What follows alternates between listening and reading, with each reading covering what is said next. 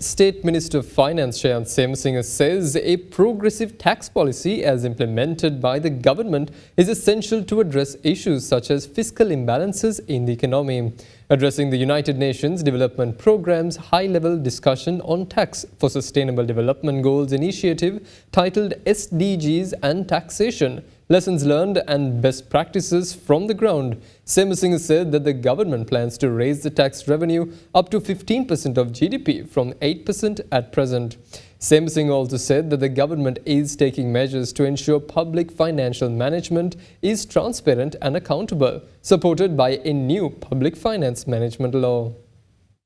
Fiscal imbalances that existed over a considerable period of time contributed greatly to the severe economic conditions currently prevalent in the country. Low government revenue and high recurrent expenditure have led to consistent budget deficits over several decades. This has resulted in raising public debt, which has reached unsustainable levels. In addition, untimely tax reductions in late 2019 further contributed to the loss of revenues. While duly recognizing past mistakes and lessons learned, Sri Lanka is now committed to an ambitious structural reform agenda backed by the IMF program. Revenue-based fiscal consolidation is one of the key features of the reform program. Accordingly, we have implemented revenue enhancement measures since June 2022 to enhance the fiscal space. This includes making the tax system more progressive by widening tax bases and removing sector-specific exemptions and concessionary rates. Particularly, the personal income tax structure has been revamped by reducing the tax-free thresholds and by increasing the marginal tax rates.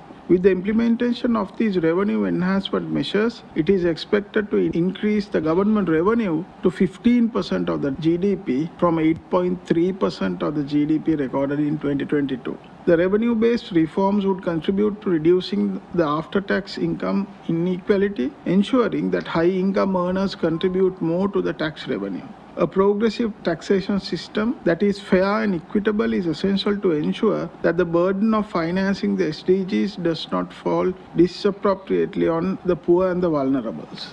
Further, in recognizing the importance of revenue mobilization, Sri Lanka has also focused attention on enhancing an effective tax administration to mobilize necessary resources to achieve the SDGs. This includes opening of a tax file for every citizen over 18 years of age, introducing a mandatory electronic tax filing system for non-corporate taxpayers, and enhancing tax audits and control. Whilst enhancing government revenue, expenditure containment measures are also implemented to complement the government's efforts towards fiscal consolidation. These include measures to reduce the operational expenses of the government and to increase accountability of the appropriation of public funds. However, the rationalization of the appropriation of public funds would not compromise the allocation of financial provisions for health, education, and social protection systems. In this context, we have undertaken significant reforms to strengthen the social safety net in order to cushion the poor and the vulnerable from impact of the economic challenges. We have placed emphasis on ensuring food security through sustainable agriculture policies. Further, we are committed to shifting to renewable energy. You will appreciate that by an incremental enhancement of fiscal space, we would also be able to enhance investment in relevant infrastructure development. In addition, we will move to ensure that our public financial management is transparent and accountable, supported by a new public financial management law. The law will provide for stringent fiscal rules that would require a proper evaluation of appropriation of public resources.